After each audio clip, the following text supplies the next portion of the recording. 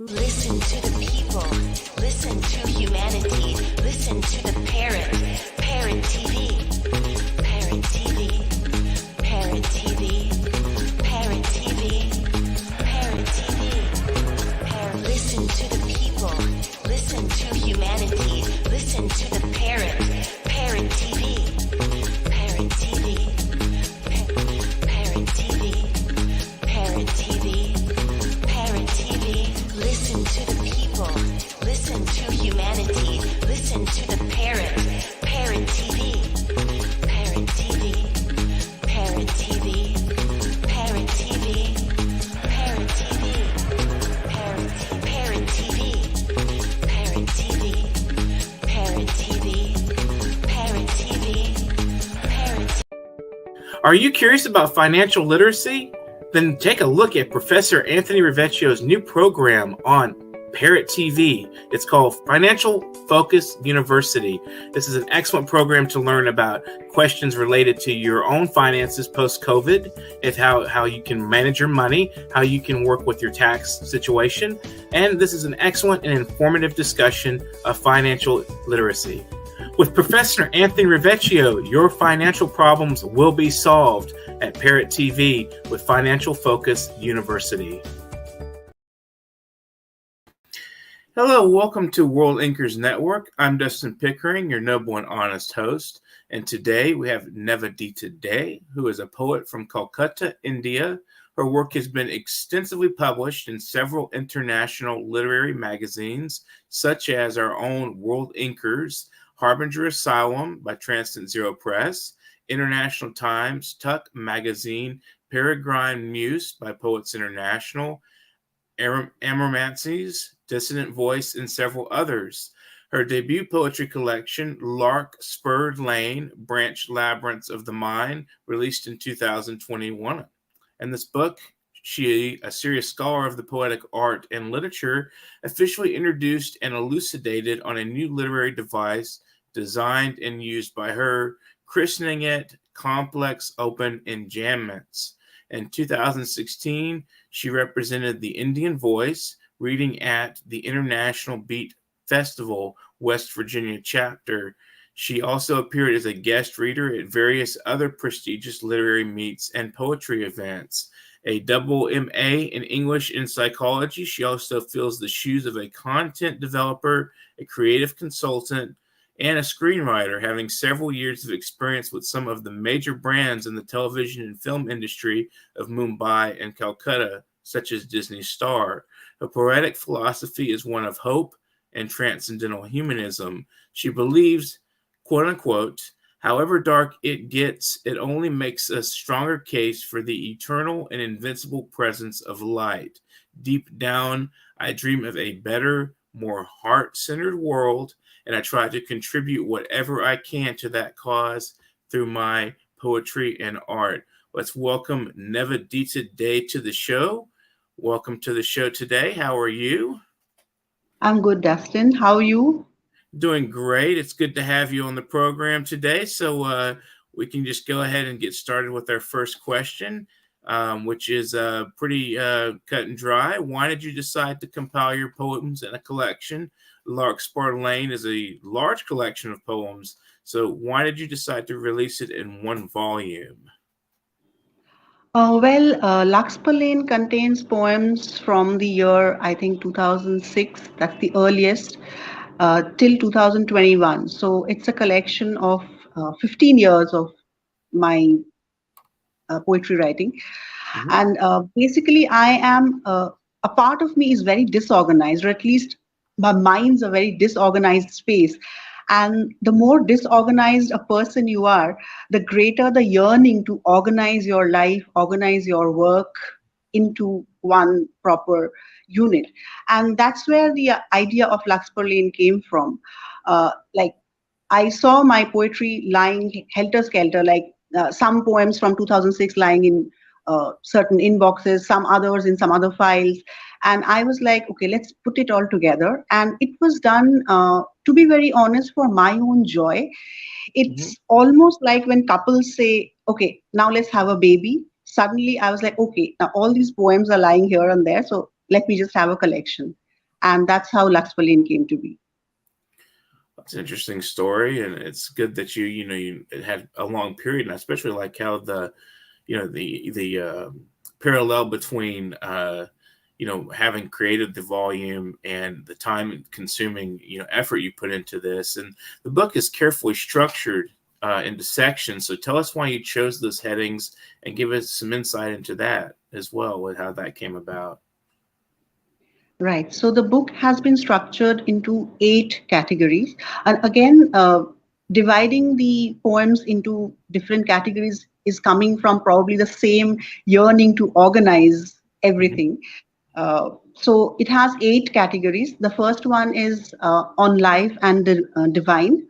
And that has poems to do with life experiences overall, the spiritual and the metaphysical experiences that we have while journeying through life. The second one is called All Things Vaguely Resembling Love. And apparently those poems look like love poems, but some of them are love poems in the second section, but most of them are not. They are poems of angst, angst of lost love, angst of betrayal, rage, and even some of them deal with uh, a lot of toxicity that we experience and that is often passed off in the name of love, unfortunately.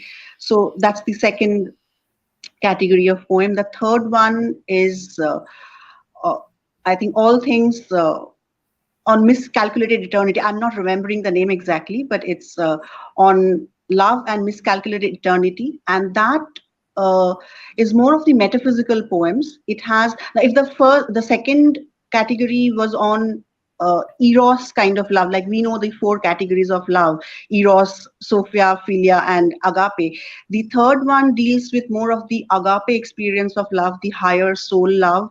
And why miscalculated eternity is again because it deals with a lot of metaphysical concepts, also quantum reality. So multiverse and the soul and the quantum experience of souls in love. So that's the next category. Then comes on mind and its war zone, and that's out and out a category dedicated to mental health struggles. So those who know me closely know that I have for decades struggled with my own mental health issues, and I have been an activist and advocate for mental health awareness. So that category contains poems that are absolutely raw and real and from my own days of struggle. It also deals with a lot of direct clinical issues like OCD, depression, derealization, uh, suicidal ideation. So that I would say that category is the song of the survivor. Next comes on childhood. Oh no, there's on poetry and performance, and as the name suggests, that category deals with a poet's process of poetry writing, the struggles, my own relationship with poetry. Uh, so that's purely on poetry and the poet's journey. Next comes, I think, I'm just trying to remember it from on top of my head. Next is on childhood and nostalgia. So that again deals with my own childhood memories, nostalgia, decadence. The last one is on the metamodern era, on humanity, and that category contains some of the socio-political poems of mine. I normally do not write too many socio-political poems, but that contains a few of them. And the last one, I decided to keep a sneak peek category to the sneak peek to the second collection that's due. So that's called On Being Stranded, and it just has 2 poems that's going to be part of the next collection. So that's how it's categorized and structured. That's very interesting that you chose so many different categories to structure your book around. So what kind of poetry do you like to read, and what famous poems inspire you to think a little more deeply on yourself? That's a very interesting question, and there are 2 With us parts here, to or that. did we? Can you hear me? Yes. Sorry, I thought Yeah. we lost you just for a second there. I think I got you now.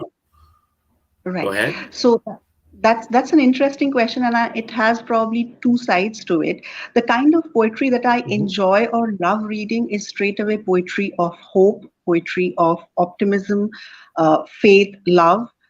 The ones that speak of the possibilities and promises of life. That's one side of it. So in that category, there's straight away Robert Frost, Seamus Heaney, Walt Whitman. From India, I have my favorites are Arun Kolatkar, A.K. Ramanujan. So all these poets, they are predominantly speaking of hope, faith, love. The Hmm. other side of me, the scholar in literature, obviously I love Eliot, I love quite a few other postmodern poets, but then I love reading them from here, while I love reading Frost, Heaney, and the other pro-life or pro-hope, pro-humanism poems from the heart. So mm, that's the kind of poetry I enjoy and relish reading. And that's again the kind of poetry that inspires me, both as a person and as a poet. That's the kind of poetry of hope and humanism and transcendentalism, metaphysical poetries. Again, I totally love reading them because uh, I like writing on that subject too. So yes, that's the kind of poetry I like. We have some very compatible interests and appreciations in poetry. So, is language more a tool of expression or engagement for you poetically? Or when you write, are you struggling with questions about life, or would you say your poetry is more answers than questions? Language for me is out and out a medium of expression. Language for me is catharsis, it's release. So when I'm writing, language for me is like the deity that helps me catharsize all my demons and also to express my ecstasies of around life. And when I'm writing, poetry is for me out and out an answer. Poetry, I would say, is an answer to the questions of life. Like if life is posing questions before me, poetry becomes the answer. Poetry for me is the answer to the angst of life. Mhm. Poetry for me is the answer to the self repression or the social repression that all of us, to some extent, go through in life. Poetry for me is therapeutic, it's cathartic, and yes, so, and it's not just an answer to me.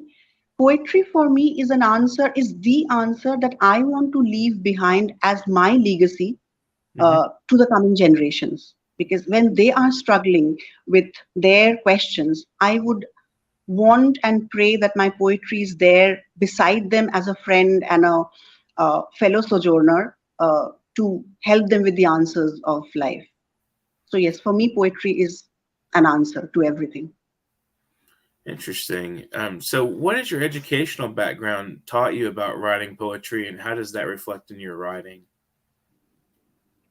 Educational background, I have done my graduation in English and then I did my post graduation in literature and language in English. To be very honest, educational background has not directly taught me writing poetry because I personally believe that one cannot be taught to become a poet. You are either a poet or you are not. So, educational background has not per se taught me writing poetry, but what it has done, and what I'm really grateful to my educational background for, is it has opened up the vast world of literature and poetry during my college years, during my university years. So, I remember in our curriculum, we had not just English literature, which usually uh, talks about, usually we mean British literature and American literature. That's what usually is meant by English literature. But in our curriculum, we had literature in translation. So we had to not only study Indian literature in English, so I was exposed to the South Indian, rich South Indian literature like Agam and Puram poetries from Tamil Nadu. That's poetry of war and poetry of love. I had to read Tagore, who's from my own land, Bengal. I had to read Gujarati poetry and literature, Marathi literature, Hindi and Urdu literature from India and the subcontinent. Then we had to read Canadian literature, Australian, Russian, German. So what those campus years did to me was it opened the treasure house of world literature to me, Mm. and that has definitely enriched me as a poet. It's enriched my poetic vision, my philosophy. Also, besides, it has also given me a knowledge of the form, the structure, the genre, the poetic devices, and the ornaments that we use in literature. And probably that's why I could also curate this new poetic device called complex open enjambment, because I, as a literature student, had to learn what enjambment is, and only then I could go ahead and experiment and create something out of it. Also, I think if you read my poetry, which you have seen that there's a lot of intertextuality in my poetry. And that, again, I'm completely indebted to my educational background, because when I'm writing poem, that's the background that's working in my mind. So there's a rich intertextuality of world literature and mythology that's coming out automatically in my writing. So yes, that's how I'm definitely indebted to my educational background for my poetry writing.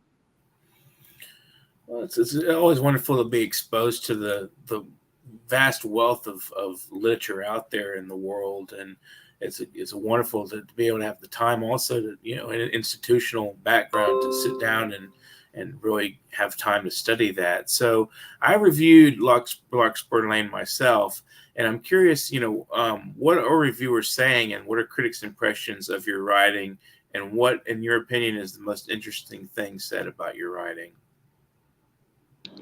Well, so far you have reviewed my poetry, so I would like to ask you, what do you think about them? About your poetry?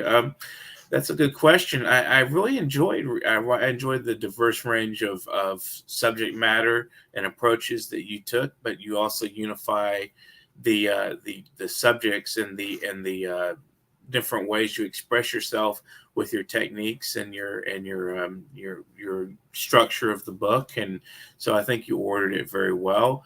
And I especially like some of the references to, like, Salvador Dali, T.S. Eliot, some of the great minds out there. It really kind of anchors the collection, and I enjoyed reading it. It's massive. It's a very large volume of poetry. It would be like some people might actually put out their collected volume at the end of their life with 400 pages, and it took me about a month to read, and I sat down in the last 2 weeks of that month and really read through the entire thing. And some skimmed, and I read thoroughly some, and picked out ones that I thought would be worth the putting into the review. I mean, if anyone's interested in that review, it's at the Shakar online, so they can look that up. That's CHAKKAR. So I really enjoyed reading it, and I liked that you go from anything from metaphysical and love, as you mentioned, to mental health topics, to so you have like a wide range of healing and hope and memories and artistic expression. So it's just a wide range of things. And I typically don't like political and social poetry myself. I don't find it very effective in terms of the approach of trying to change people's minds using like poetry or something to engage politically. To me, it doesn't work for me. I don't really like it, but I like the fact that you're kind of shy of that as well. So we're kind of kindred spirits in that sense. So I remember one of my fellow poets had joked about it initially while reading the manuscript. They had said that, why are you naming it Larkspur Lane? Why don't you title it Collected Poems of Nivedita Dey from the year so and so to so and so? And we had a hearty laugh over it. Mm-hmm. So yes, I am quite aware that it's a hefty collection. It's become a hefty collection at the end of it. One of the sentences that you had used in your review, and I would love to acknowledge that and would really say thank you. Let me just pull it up. Okay. Yeah. So one of your statement in your review of Larkspur Lane was whimsical and wise, reflective and poignant. Nivedita Dey's poems are a contrast to the gloomy poetry of our age, even while delving into the darkest recesses. She passionately declares space for poetry's possibilities and promises. And I cannot thank you enough for highlighting this point, because this forms the crux of my poetic philosophy. This is why I write, because I am uh, categorically against the whole idea of modernist and postmodernist vision of gloom and doom and nihilism. And I believe in the poetry of possibility, poetry of hope and love. So one of the best compliments that anybody could ever pay to my poetry is to say that uh, it's in contrast to the poetry of doom. So thank you so much for that. That's wonderful. I'm glad I captured it in such a succinct way in my review. We're going to take a brief break, but we'll be back and we'll hear some of this poetry of hope and wonderful works of your own. So we'll be right back in just a couple of minutes. Kids, keep watching. Please subscribe to our channel if you're watching right now. Thanks for watching. Undoubtedly, Africa is the best tourism destination on Earth. The continent is blessed with the most conducive atmosphere. To feel and enjoy these blessings, join the most productive one-week tour of the continent organized by Daylight Africa every September 2nd to September 9th to see beyond the fallacies about Africa on the mainstream media. Contact us at daylightafrica@gmail.com or call 718-822-5555. Daylight Africa. Revolutionizing tourism industries in Africa.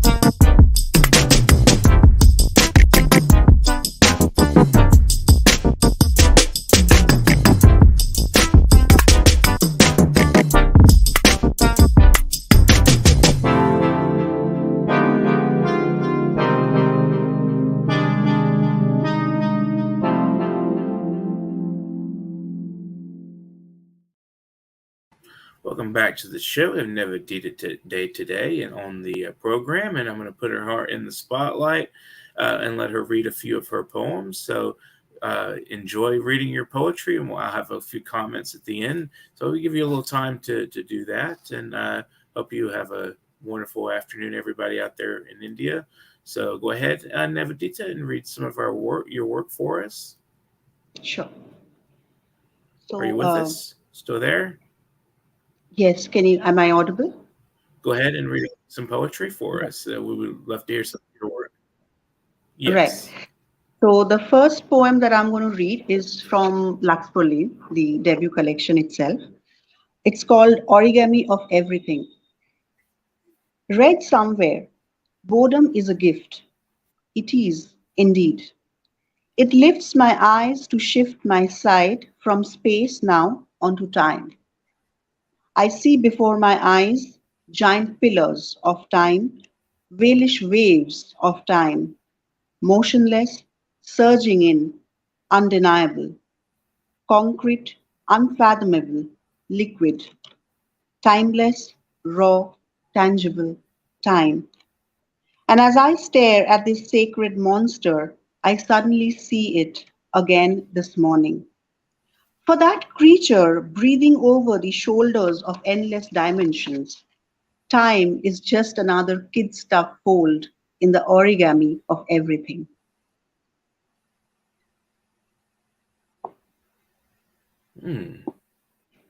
So the next poem Wonderful. is It's a called, beautiful poem.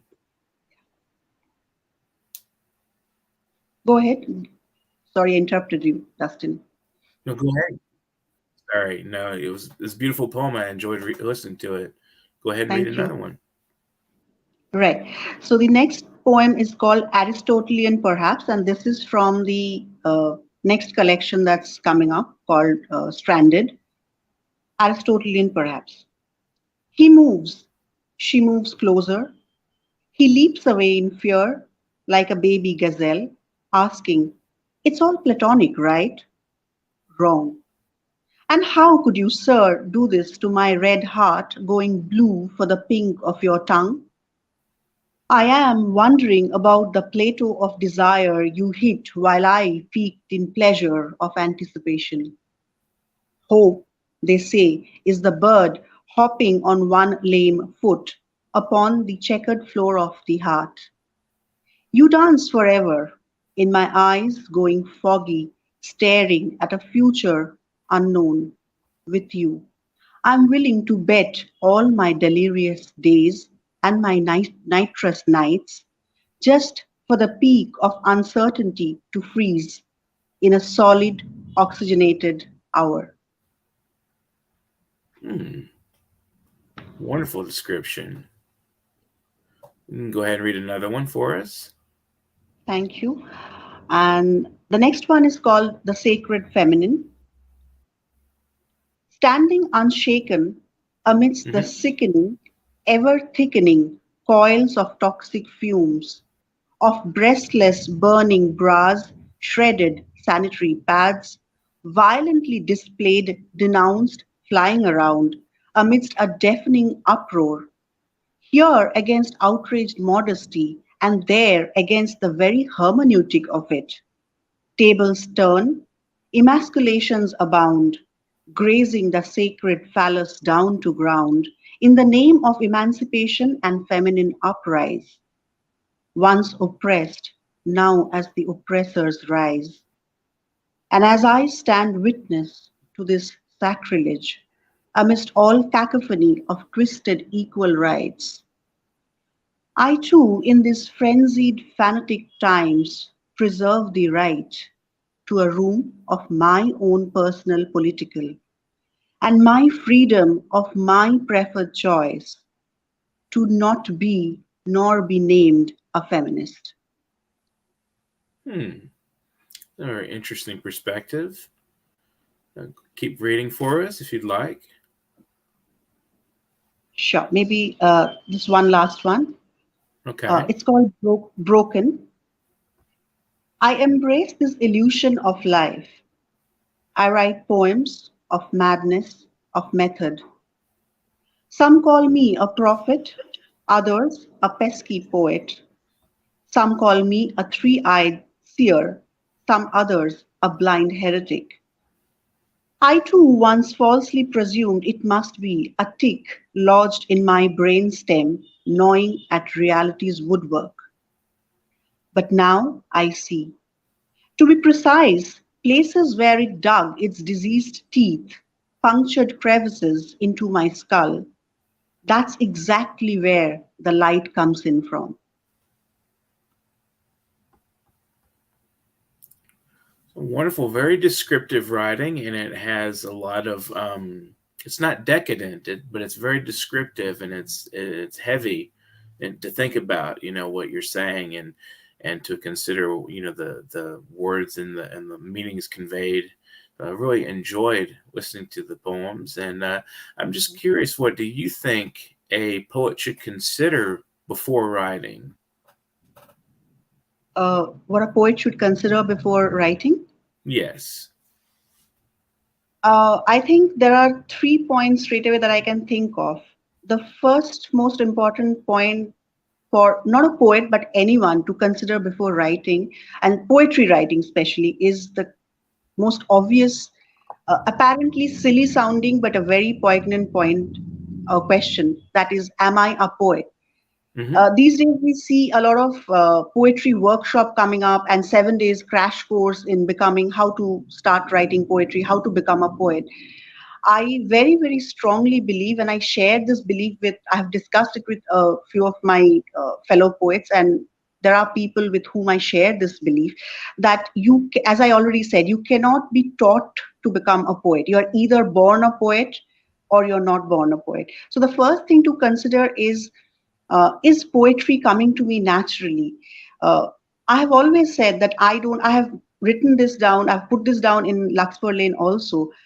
I never claim to write poems. I do not say I'm writing poetry. I always maintain that poetry writes herself through me. And I believe that that's true for every true poet. So if you find that that's the inspiration, that's the natural, spontaneous overflow that's happening with you, Mhm.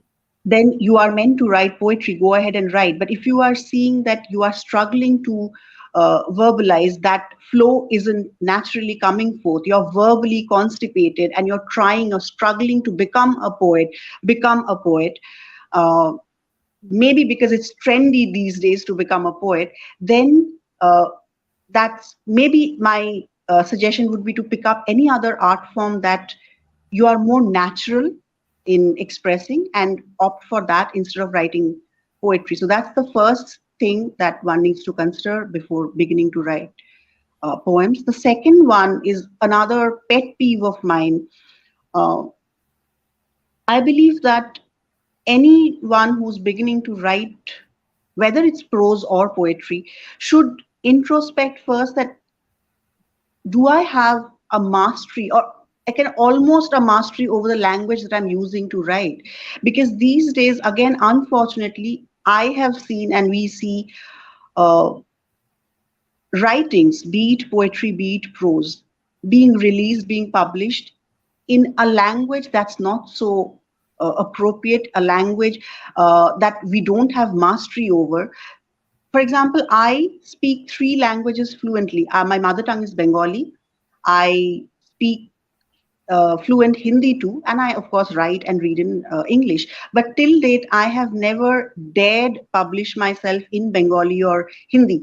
Uh, as a professional script writer, I have officially written scripts and stories for the film and television in Hindi and Bengali. But when it comes to poetry, because I deep inside me know that I do not have that level of mastery over Bengali and Hindi uh, as much compared to that I have over English. I have officially always refrained from calling myself a trilingual poet or a bilingual poet. I do write Bengali poetry on sometimes. I do write Hindi verses too, but that's purely for my own pleasure. I just maybe put it up on Facebook, but never officially as a poet. And I really believe that this is what all of us are supposed to do. We need to first find out how fluent, how adept we are in the language that we are wanting to write in. If we don't do that, then the result is a lot of bad poetry, a lot of grammatical errors, a lot of bad syntax all around, and unreadable poetry doing its rounds in the literary circles. So that's the second thing. And the last one is again a personal mandate. It may not be applicable to everyone, but something that I considered not before beginning to write poetry, but even during my process of poetry writing. And that is the question of what am I writing about? What am I giving to my audience, to my readers? Uh, what is the legacy that I'm leaving behind? As I already hinted at, I am not very pro the modernist and the postmodernist vision of existential crisis and doom and gloom and nihilism that was the result of the war and the post-war era. Justifiable when people were feeling that way and the legends wrote in their times. But I believe that now we have come a long way from those gloomy eras. And the question that I always ask myself is, am I giving my audience, am I leaving the people with a vision of hope, a vision of faith, and the vision of human resilience, a vision of transcendental possibilities that is there in us? Or am I just writing about my own struggles and leaving it at that, offering nothing but a vision of darkness, a vision of human struggle. So that is, again, I believe, is the third most important question to be considered before picking up the pen, and that is, what am I offering? What is the ideology? What is the philosophy? What is the message that my audience can glean out of my writing? That needs to be considered. That's a good set of advice and interesting thoughts on the craft. And how does writing poetry fulfill you? And do you find that the reading experience and the writing experience are different or similar? Poetry, it fulfills me in every way. As I already said, poetry for me is a catharsis. So when I'm struggling with my mental health, or when I'm struggling with any of my personal crisis, poetry comes to me as a medium of expression, of therapeutic catharsis. It also fulfills me as a reader when I want to rejuvenate my soul or my heart, when I want to escape from too much of realism around me. I take shelter in poetry. So, yes, for me, reading poetry and writing poetry is a very beautiful symbiotic experience.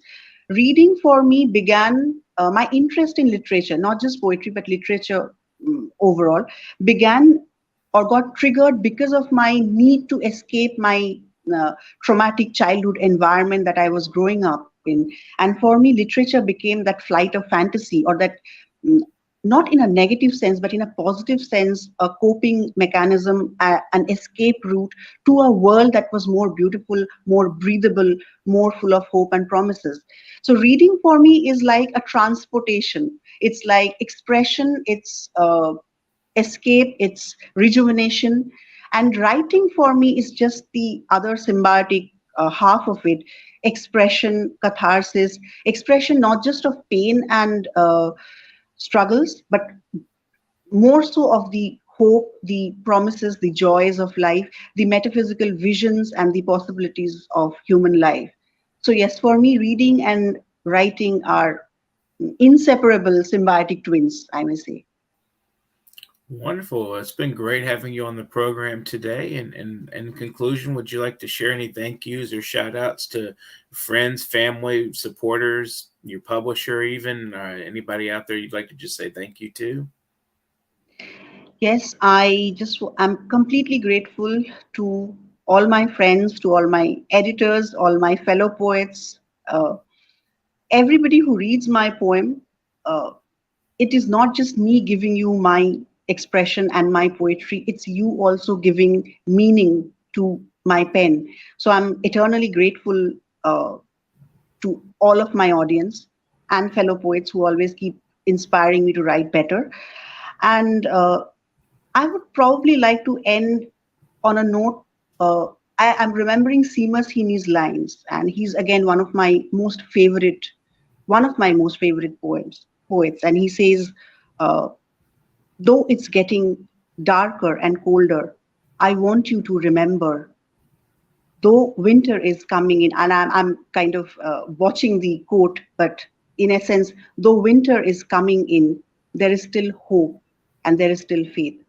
So on that line, I want you, whoever you are, wherever you are, if you are listening, I want you to keep believing and keep having faith in life, faith in poetry, and faith in yourself. Well, thanks for being on the show today. It's been very Thank you pleasant for talking having me, with you. Dustin. Been watching World Inkers Network. Please subscribe to our channel. And if you'd like to donate, we have a wonderful PayPal support handle here. And I'm going to put up the banner. Support at paypal.me/nyparrot. And that's a place where you can donate. You can also buy our books as presented in our commercial earlier in the program. We'd love to have you guys pick up a copy of the Albanian anthology or some of our other wonderful works that we've published in the last year. The magazine, World Inkers Network, or World Inkers Monthly Magazine. We'd love to have that. And if you would like to be on the show and you wish to join us, I'll run this up here. You can send us a bio of yourself and a headshot, maybe a few sample poems or some sample writings. It doesn't matter if you're a short story, short fiction, a scholar, and working in some field or something. If you want to share your work with us, we'd love to have you. Publication.worldinkers@gmail.com. And don't forget that dot. It's a very small thing, but a very important thing in there between publication and World Inkers. And it's publication.worldinkers@gmail.com. And I invite you to subscribe to our channel right now if you have not already. I want to thank Nivedita for being on the program today. And you can expect us back either on Tuesdays or Saturdays. Just keep an eye out. We'll have announcements. So without further ado, I'd like to go ahead and thank you for watching the program, and have a wonderful day, and do some writing today. You want to sit down and at your table or wherever you do your most comfortable stance, and get your pen moving. So thanks for watching today, and we'll see you next time. Goodbye. Listen to the people. Listen to humanity. Listen to the parrot. Parrot TV. Parrot TV. Parrot TV. Parrot TV. Parrot TV. Listen to the people. Listen to humanity. Listen to the parrot.